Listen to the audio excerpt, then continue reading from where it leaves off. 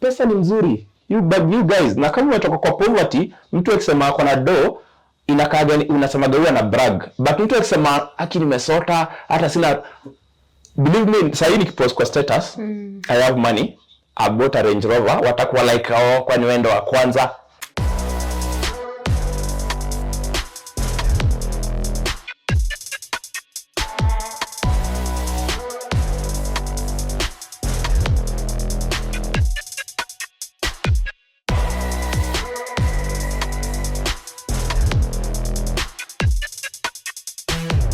Okay, welcome my friends. Dennis Kibunja here, your host, and my co-host. Ni kama leo tulikuwa na energy black and blue. Kinda na white, nafikiria niko na vest ya white somewhere. Nafikiria leo tulikuwa kwa hiyo energy ya white, blue na black. What a coincidence. Yes, so karibu to our podcast as usual. Yes. Kama huja subscribe, ingia hapo, piga hiyo subscribe. Una to motivate tuendelee kuja na content poa. And today's topic I will introduce for you. It's about discipline, the disciplines you need in life, in employment and in business, at least for you to make it. Why are we talking about this? We have tried, we have observed people and the mistakes people make. And after the little we know, we always share. Exactly. Yes. Before we start, tell us something. Okay, for me, to our viewers, let me say hi. It's always a pleasure to be here so that we can interact at our different levels. And so far, so good. I can say God has been faithful. And also, once more, thank you for walking this journey with us. I tend to believe this podcast doesn't belong to me and Dennis, but it's our thing. So when you're subscribing, you're viewing, and you're commenting, it's a plus to us and also to other people that are seeing what we're doing. So from where we are coming from what we do as career, and also at our different engagements that we have at different personal levels, we thought it's good that we have this topic today, because I remember there's a time we were discussing as a group here and we realized it's not that we don't get money. We get good money. But the way we spend it and the way we invest it, I think that is what brings a difference among us. And also, I remember also we were talking about also the people that we interact with.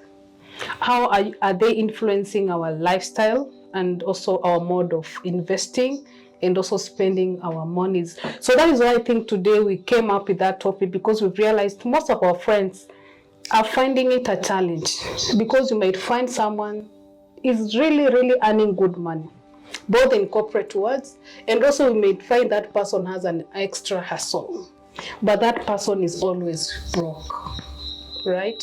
So that is why we thought today let's just share a bit of our experiences and what we think can help some of the people and friends, so that because every day it's a learning day. Sure. So I hope by the end of it, I know we are not experts in money matters, and that's why we keep it open. When you feel there's something we've left out and it's important to know, just comment it, and also as we are here to learn at the end of it. So without further ado, Dennis, karibu sana. I always like the topic of money and investing with you, because I think that is a level that you are good in. Like now, the other time we were talking about your online business, that is forex trading in such, and I realize actually you are in touch with a lot of money, but you are able to maintain your lifestyle, and also the discipline. Because I can't imagine having the money you are having right now in your phone. Sorry, I'm making it public. Because it's not my money. Because it's a lot. But I can't imagine, Dennis, you're flipping that money in your phone just like this, and uko contented, like, ini pesa ya biashara, I can't joke with it. This is my lifestyle. If my lifestyle equates to around 30,000, I'm contented with that. Sure. If my business has $1 million plus, that is money for business, and I think that is where we go wrong. The moment you have money for business, you tend to feel it's your money and you can do anything with it. So Dennis, welcome, and maybe shed the light and give us an input on how we can play safe with our monies, regardless whether it's salary, it's money from our businesses, and yeah, karibu Dennis. Okay, thank you. This is a topic I can talk for centuries without pausing. Why? One reason nimekuwa disciplined na pesa ni I've seen people with good opportunity than me messing up. Before I even talk of friends, this was me in 2021. Me and my friends, we made a lot of money online. Sure. Na tukaenda holiday Mombasa, tulikuwa tumeplan tuende siku 3, tukaamua kukaa like almost 3 weeks. Mpaka president akaamua hiyo cessation of movement, that's how we came back. And we are spending an average of 10 to 20k daily, kila mtu. Tulikuwa na hoteli iko na swimming pool huko juu, 6th floor to your information.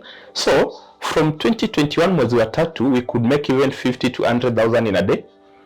These platforms are online, but all that collapsed. I talked about it nikiongea story ya crypto, zili collapse in a span of 3 months. So from mwezi wa pili, whereby I could make like 20 on a low day to almost 100 on a good day, by mwezi wa 6, mwezi wa 7, the same year 2021, I was in debt. Ile pesa nilimeke yote nilijaribu ku reinvest so that I can get more. Nikapata rent yenye ningelipa comfortably na pesa ya siku moja. 3 months nadaiwa, nikakuwa kwa debts mingi. And I went back to drawing board, nikajaribu ku learn skill, and I realized hakuna pesa mingi if you are not disciplined. Sure. Yes, and that's why I decided to do this topic about being disciplined with money. I was talking with a friend of mine, akiniambia nalipwa mshahara kidogo. So I asked her this simple question. Kwa hiyo mshahara yako, can you save just 1,000 every month? Mali anafanya ni place anapata tip on a daily basis. Nikamwambia, can you say besides mshahara yako, ile pesa yako unapata kwa tip, hiyo peke yake usemei ni savings. If you save the tips only, can you have 10-20,000 every year? Akaniambia, by the way, sijafikiria hivyo. Nikamuuliza, ile credit tunanunua unnecessary, hujaamua kupigia mtu, ni how much? Akaniambia, do you know hata nakaga credit nipigie watu, upige story hazina maana. Nikamwambia, kata hiyo. Nunua credit kama unapigia mom.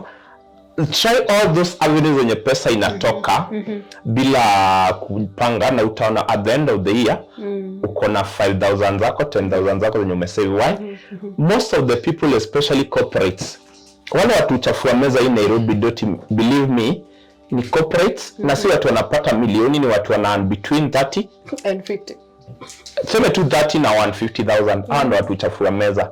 And it's funny how mtu akilipa hii 50k yake ya mwezi analipa siku moja, but ajui kama hii ni 50,000 ama ni 100,000 yenye amefanyia 30 days.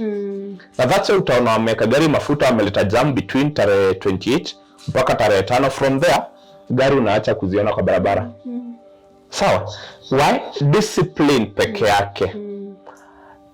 I'll talk about this, then I give you time because I can talk mpaka kesho. I realized sometimes back I was in debt. I was supposed to pay debt, na sikuwa napika kwa nyumba, nilikuwa nakula kwa hoteli. So I was spending an average of 500 to 1,500 in a day. Juu niko Nairobi city center, huwezi kula kitu ya 100. Huwezi kula kitu ya pesa kidogo. Nilikuwa natoka kila siku naenda meetings Nairobi na meet watu nini biashara. Nika realize I was spending an average of 500 to 1,500. So nika realize I was spending an average of 8,000 every week. Wow. And I was always broke, nilikuwa in deficit. Kukaa chini, I listened to a video somewhere. That's it's always good to share the little you know about money, mastering everything. Nikaanza ku track down how much I was spending. I realized I'm spending more kukula huko nje than pesa nalipa rent. So this is what I did. Nilienda nikanunua unga, nikanunua mchele. Ile pesa nilikuwa natumia mingi ni kubuy fruits peke yake because I napenda my health. I take a lot of fruits and vegetables. And I realized kununua tu nyama ya quarter, kununua fruits every week, hakuna wiki nilikuwa natumia more than 3k. So I was saving an average of 5k every week. In a span of 6 months, ulikuwa napata savings zangu haziwezi kosa average ya 50 to 100,000 pesa yenye sikuwa naona. Why? I tracked down pesa yangu imekuwa ikienda wapi. I was sharing with a friend, my good friend of mine, nikamwambia, boss, do you know to cut to anywhere? Me realize you spend an average of 4k. Na naweza umekwama na 20,000 unahitaji kuchukua, ni jamaa tu kwa poa, unahitaji kubailiwa somewhere, unahitaji kuchukua ka loan somewhere, na hii pesa yote ni pesa umekuwa kutumia. We did calculation na yeye, ni jamaa tumekuwa na yeye business, tumekuwa na yeye online, what. Tulipiga hesabu na yeye, tuka realize every month on alcohol na maklandema girlfriends anatumia average ya 20 to 40k every month. Na savings zake hakuna time nishaiona akiwa na savings za 200,000. So kupiga hesabu ya 20 to 40 unapata this guy anasa peke yake anatumia like 500. Then mtu anasema atuongezee mshahara. Nana, this guy ako always ana blame boss wake, anafanya job poa sana. Why are you disciplined? So if you are not disciplined when it comes to money, remember ukilipwa ngiri 50 kama unaishi ngiri nyumba ngiri 10, ikienda ngiri 70 wacha kuenda nyumba ngiri 15. Kaa kwa hiyo 10 kwanza, do some savings before you think of upgrading. You guys are corporate, let me attack you for the first time. Okay. Mimi ndo mnaishigi kama mabazu huku. Unatolewa mshahara 50k, ulikuwa unaishi nyumba ya 10k, inapelekwa 100 for example, unaenda nyumba ya 25k. Unasahau kuna inflation, unasahau bills zinaenda juu, unasahau umeongeza mtoto, kuna pamba zinatumika, unasahau sasa unahitaji mfanyikazi wa nyumba juu vile nyumba inakuwa kubwa, ndo budget pia inaenda juu. Do calculation, kama unaishi nyumba ya 10k, utapata budget hiyo nyumba ni like double 20. Kama unaishi 3 bedroom, hiyo nyumba ni ya 30k, utapata bill, food nini, mfanyikazi, kila kitu, bill ni like double 90. So hiyo ndio hesabu ya mfanyagi. Now, which disciplined have you practiced since the time you started sharing yenye imekusaidia? So that nione kama chenye tunaongeaga inakusaidianga. Talk to me. I think Dennis, I'm one of the persons that I can listen to, especially when we are talking about investment and money. I know you're very disciplined, and najua tukimingi kufanya our show, lazima tukai like 30 minutes, you and the other crew. Muni attack kwanza na munilete on the focus, because you realized you guys mnaniambia gawe doti kuna venye unaendelea na CPT. Anyway, Dennis, for myself, for my own perspective and understanding and the challenges that I've been going through, especially as far as money is concerned, I realized, number one, the kind of people that I interact with, they're not bringing impact. I'm sorry to say that, but it's always good. I remember even Barack Obama once said, if you cannot call your friends in times of need, then you have no friends. You are a man in a desert. And that is what I came to realize. Because Dennis, if you're the only person who calls shots in a midst of 10 people and you're calling them your friends, then it means that you're doing nothing. Sure. And one thing that I've realized, most of the people, that is where they are. You want to be the kingpin of every group. Wacha tuite Deno, because Deno akikam, manze, ata make it happen, you see? And then when ukiitwa uitwe ni aje, manze, hii kitu hizi songa kama uyuko, una feel, manze, nimekuse. But deep down you don't realize, number one, this is not your team. Number two, that is not your level. And number three, they are wasting you in one way or the other. Thank you. So come back to my story. So for me, Dorothy, what I realized is I'm so accommodating. Mimi unaweza nipata hata naongea na anybody. Na nakumbuka siku ukiniambia Doti, you mingle with people and I find you with people and I wonder what you are talking to those people and what you share in common.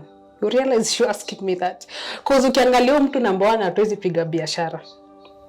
Number two, huyo mtu, I'm not saying that I'm up there, but at least we have levels. So this is what I say. Sorry for interrupting. Yeah, this sure. is what I say. Usidharau watu but know your class. Exactly. Yes. Usiwadharau.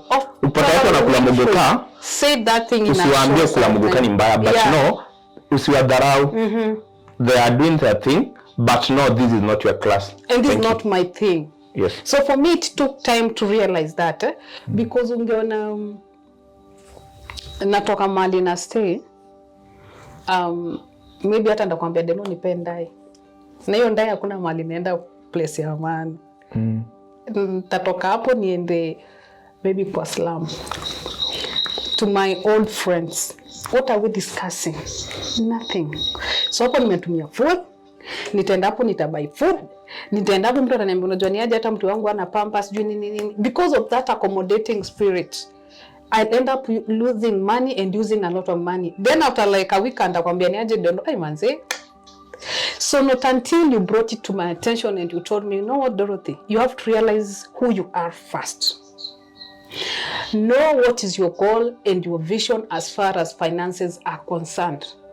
Number 3, know where you want to be in the near future, because you cannot be there without finances. By the finances, like everything. I know there is the spiritual part of it, and trusting God in your prophetic destiny and blessing your gifts at the end of it.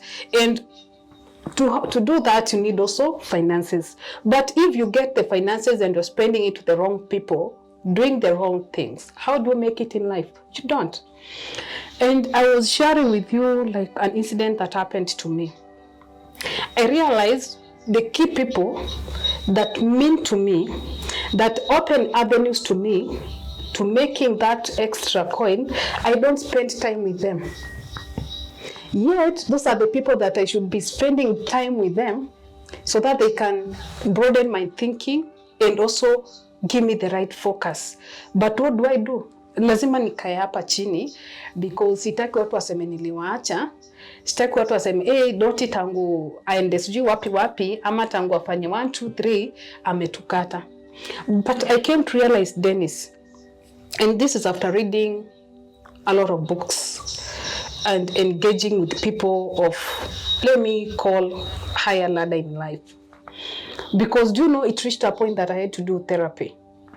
Because I couldn't equate my life. I couldn't quantify what I'm doing with myself. And you're getting that money, but you cannot quantify what you're doing with that money. So one thing the therapy told me, Dennis, and also it's something that you always tell me, and also our producer and our director, you always tell me, Dorothy, know your people and know what matters to you at a particular level. And that is why even in school, lazima when the class grade 1 uache hawako nyuma. You go to grade 2 uache wengine ingi grade 1. Sure. There's no day all of you will be in the same level. Sure. There's no way you can be in grade 3 and you are coming down to stay with people of grade 1. What are you sharing in common? True, they are human beings, but you don't belong to the same level. You have to interact with grade 3 or grade 4 and grade 5 so that they can show you how it feels to be in grade 4. In grade 5. But now where we lose focus is we want to maintain our status quo of where we used to be, not knowing things have changed. And also it didn't just happen in one day. You worked hard to be in that level. So maintain your level, but respecting them. It doesn't mean not being with them, you don't like appreciate them as human being and your fellow men. No, it just means, guys, I know we are friends, but you know what? I am here now. I can no longer do what you used to do before. And I think that is something that all of us we need to acknowledge. When levels change, even yourself change. Change your mentality, change your circle, change your motive, and change your modalities on how you're spending your finances.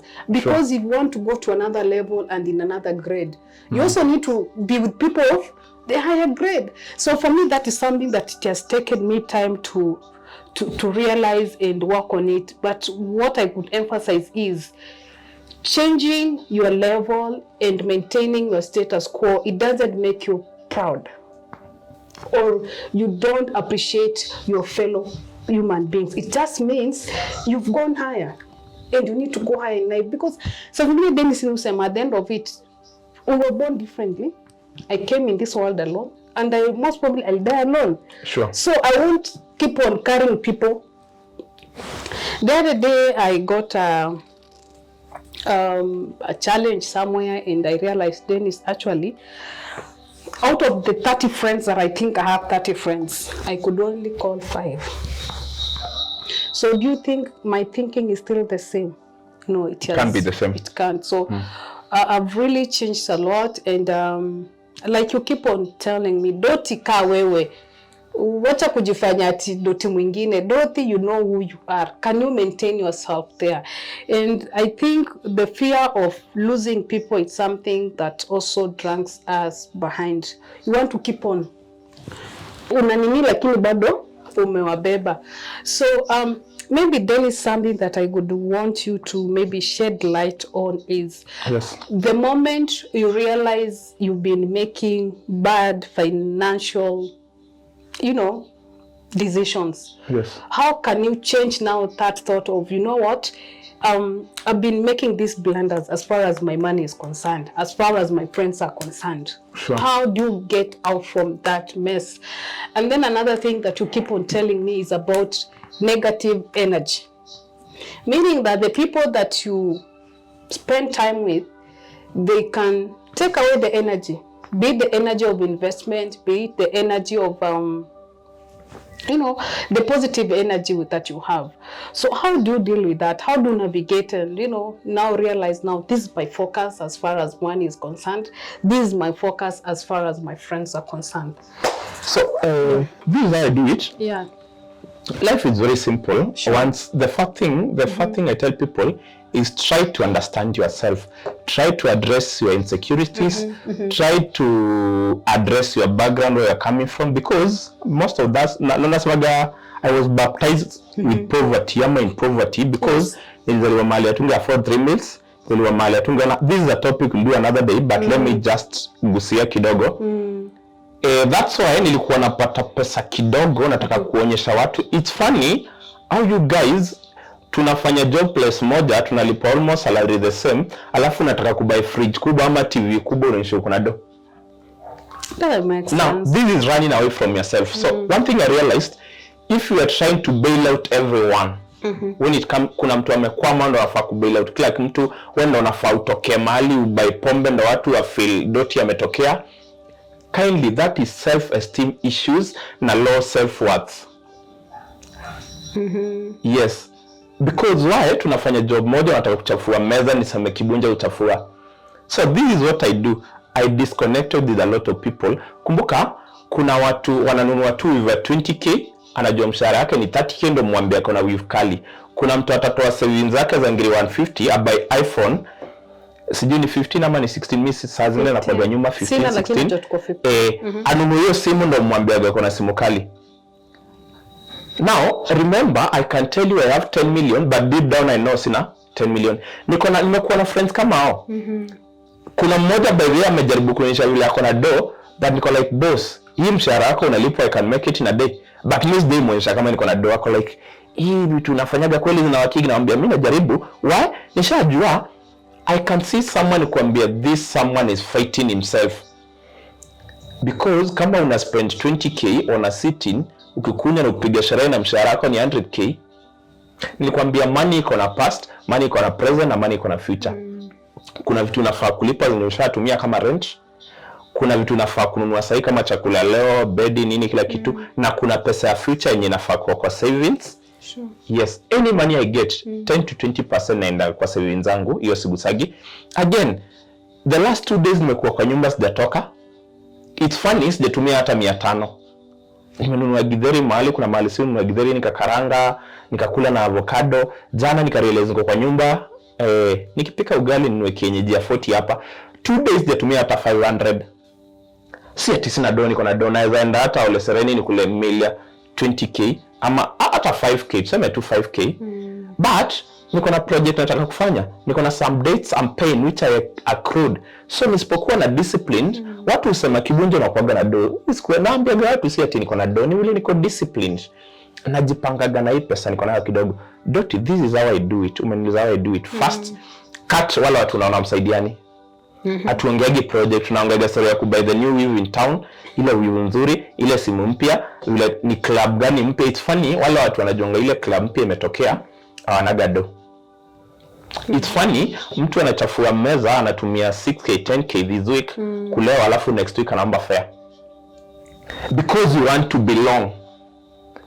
It's poverty. Poverty is a language. We'll do this topic, like 5 episodes. The reason why tunaongea Shen Kiswahili kama to struggle tumelelewa tukiongea sheng.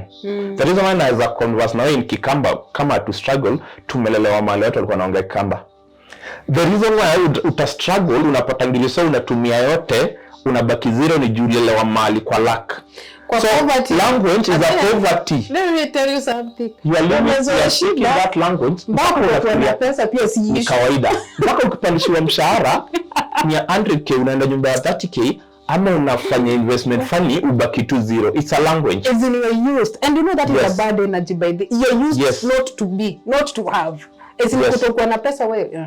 Kitu ya kawaida hiyo. Let me finish with this one. I was sharing in my status. Wale watu wako na namba yangu napataga content mingi sana free na free anafaa kwanza kunilipa. Niko naambia it's always good to learn to coexist with money. It's not inborn, especially kama umezaliwa kwa poverty. It can only be learned. Doti, upate doti anaweza kuwa na ngiri 500, ngiri 600 ama kuna mita na doti ametulia tu kwa nyumba. Sina pressure. It's something you should learn. Kuna friends najua hata akiwa na ngiri 100 anataka yote ikaya kwa M-Pesa na akilipa kwa mbonona nimelipa hii 2000 ndio uone balance. Poverty speaking. Oh my God. Yes. Rafiki yangu alikuwa kwa like kibunda kwa nini ununua gari nasikia kumwambia sio nataka ninunue gari nikaani kama niko na do na kuna vitu nafaa kufanya kabla ninunue gari. Ama una strain. Hata hajui station. After hiyo gari utastrain. Sitaki kubai gari ni strain. Sitaki kubai gari ati naweka mafuta 200. Nataka kubai gari niko naweka full tank again. Sitaki kubai gari kidogo nataka kubai gari kubwa. Talk of vehicles you know my car, what happened to my car? Yes. Unasikia mtu ananipigia simu. Sema tu watu walisalimia. Tangu nisalimio. Na sisi nisalimwa kwa nini na mimi hata si mwanasiasa. Nilikuwa kwa ofisi ya county. Sawa. We have moved on. Unasikia mtu ananipigia simu ati insurance imekusort. Una mwingine lini? So you are like what is it uko interest gani? Me actually I'm focused on other things because me then is something that I think God has blessed me with that. I call it a gift. I don't mourn for loss. Sure. Me niko hivyo. Me ule say not because of financial stability or anything because I can't say niko but Mungu amenipatia hiyo kitu like hata niibiwe simu tao Dennis. Mimi si ule mtu ndashinda nikitangaza niliibiwa simu. Natumia kabambe. No. Me I'm the kind of a person it's gone. Yes. So what do I need to get the next form? That is how I am. So when a person asks me, "Hey, unaendelea na Kikamba?" Wale watu. Unaendeleaje? Mzuri sana. Ile kitu ulipona? Kitu gani? Ai bana, ile gari yako bwana. Namwambia of course that is gone now. Nafikiria vitu zingine zaidi because life has to move on. Aje na insurance inasema. Insurance inasemaje? Wewe nipo hiyo pesa ununue gari nyingine. But for me I've trained my life to have a paradigm shift. Every time anything happens to me, be it a positive or a negative thing, I have to move on. This has happened. What is the next thing? And like you said, people influence you on, like now another person that we interact at is a very senior person. So he called me and then he's like, what is your plan now? That was after like a week after the car, let me say, got lost. Nango the insurance in sort ni buy gari ingine, you know, even I'm not used to you know what the person told me? No, focus. That money can do other things more than buying a car. It's when I was like, and by the way, priorities change.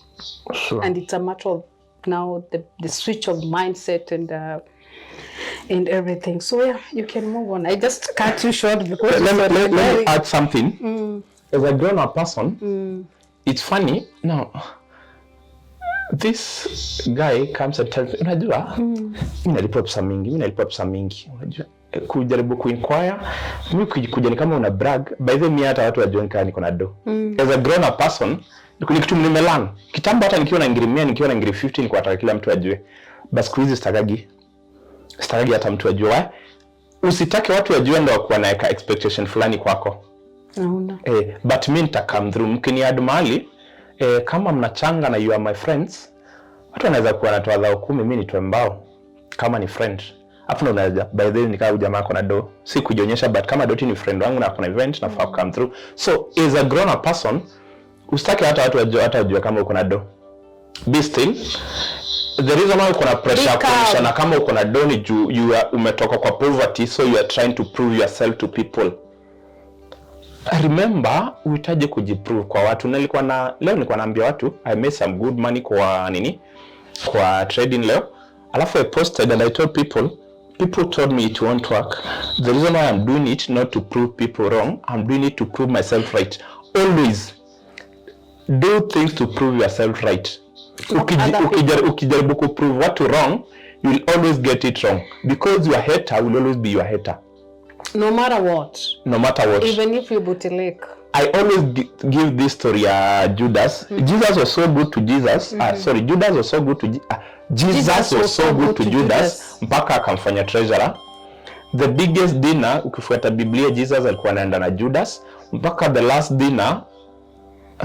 Jesus hakuambia Judas utani betray direct. Ali beat around the bush. But you know Jesus knew this is shit. This shit that I walk around. You are so good. But what happens? Shit. So don't try to prove people wrong, especially your haters. You are grown up. Yeah. Kuwa na ngiri zako 200, kuwa na milioni yako 1, kuwa na milioni zako 2. Think about your investment. Think about your future. Let me tell you something. Pesa ni mzuri. You guys, na kama umetoka kwa poverty, mtu akisema ako na do, inakaga unasema gawa na brag. But mtu akisema haki nimesota, hata sina, believe me, sasa nikipost kwa status, I have money, I bought a Range Rover, watakuwa like kwa ni wendo wa kwanza. Wacha ni post, niseme nalala na njaa hata sijakula for the last. Hawataongea hiyo, atakuwa anajiambia kwa roho hiyo story kwani ni wa kwanza. Wacha ni post niseme niko na shida hata sijalipa rent. Inbox yangu nitareceive nini kama 50. So jua kustruggle si kawaida. Tumelewa kwa shida mpaka tunafikiria kustruggle ni kawaida. It's always good to have money. By the way, mwenye aliona video ya kwanza, let me brag a little bit. Meno yangu ilikuwa mbaya, but courtesy of making some few dollars here and there, nimealign meno zangu. Imenikost some good money. And you're happy? I'm very happy by the way. My confidence imeenda juu. Exactly. Mwenye aliona video ya kwanza, kama hujaona you can go and check what I'm trying to address my past. Nisema where I'm coming from. It's the past. Remember ile life unaishi umaskini iliprojectiwa na wazazi wako na background yenye ulitoka. Exactly. You can do nothing about that, the past, but you can do something about the future. Sema Doti, nataka mtoto wangu akienda campus, akimaliza campus, nimpe first house. Nimeona iki happen with some of my friends. Nimeona mtoto from 18 amekuwa akiendesha gari kubwa. So ikuwagi big deal. Haingi kwa gari alafu anapost kila mahali juu amezoea. Watoto wako wakilelewa mahali kuna abundance, mahali wanapata basic needs, mahali pia kuna stability fulani wanakuaga nayo hata wakitembea. Exactly. Hawaishi kubrag, hawaishi kujionyesha juu hizi ni vitu wamezoea. Yeah. This topic Doti I can talk. Next we'll be talking about poverty and how your baptism imefanya tukue mahali tuko. So I'm still a student, naambia watu mimi ni level entry when it comes to money and addressing these things, but I'm going a step at a time. Yes, at least I've paid most of my debts. I'm doing some few projects here and there because stuck in the past in hold. Exactly. You have to yes. move on. So you can give us the closing remarks. Okay. Okay, for me, Dennis, like I had said earlier, for me, I can listen to you because you always have a good insight and a good input as far as finances are concerned and investment and all that, because I think you're one person that we've interacted since we are young and we've seen each other grow and everybody taking their own career path. So we always have something to relate on. So just to add on, something that I used to struggle with, that is like around 10 years ago, I used to struggle on what people say and what people think and how people perceive me. And I think that is something that really drained me and brought a lot of mental issues to me, because I used to do things not because that I want, but I used to do things because I want you to perceive me in a certain way. And the way you've said, like, we'll talk about poverty issues in our next podcast. I think when you grow up from a poverty setup and background, there's a way your mind is structured in as far as thinking is concerned. So the moment I started earning money, it's like I wanted to prove something to people, like, you know what, I got it, you know. But as time went by, I realized, Dorothy, this is your own shit. And that is why, Dennis, for me, someone can talk something very terrible about me, but being honest, and I'm not like pretending, it never stirs up my feeling, because I've realized who I am, what I want, who I am, and where I'm going as far as my life and my vision is concerned. So to young people that are coming up, and especially to young women, be your own, you know, cheerleader first. Do what makes you happy. If you fall into mistakes, be ready to dust yourself and stand up and move on. Don't mind what people say. Do you know something, Dennis, I've realized is you can help people till you feel like you want to die when you're helping. But one day, Dennis, when you fail to do their interests, it's when you are termed a bad person. And the things that will be said upon you, Dennis, if you don't have a strong gut, they will drain you to the pit. So one thing that I would want to tell and, you know, inspire a young person there, especially a lady who is coming up or a young girl, just know this life is your own shit. It's you against the world, not the world against you. And this matters, and this will come through depending on how you think and how your emotional stability is. Because if you care what people say, what people think about you, you're doomed, and you end going fine. That is also include also your finances. If you do things to show off, it's not about them. When you're broke, nobody cares about your own it's you who will sleep hungry, as we don't care, you know. So at the end of it, it's about your life, and have the good vision, have the best mentors. And one thing also I emphasize to parents is let your children interact with other people for mentorship and also for counseling. That is something that I wish personally I got at a younger age. But now, because I am where I am right now and I have the capacity to inspire someone else, I would wish, like, seek mentorship, seek guidance, and you can have money. But if your emotions and your mindset is not challenged to the positive way, then it's like you have none.